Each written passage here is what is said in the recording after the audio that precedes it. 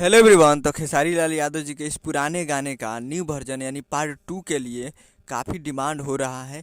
और काफ़ी डिमांड के बाद खेसारी लाल यादव जी इस गाने को शूट भी कर चुके हैं। जी हाँ, इस पार्ट टू को शूट भी कर चुके हैं।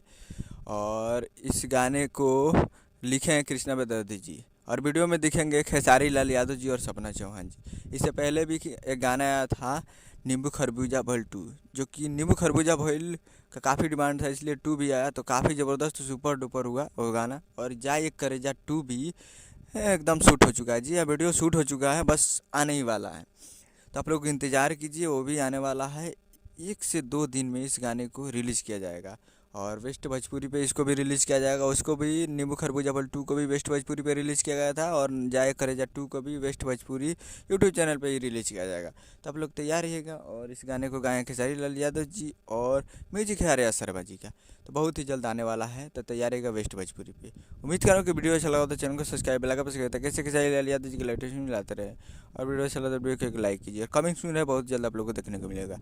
तो मिलते हैं अगले वीडियो में, तब तक के लिए जय हिंद, जय भोजपुरी।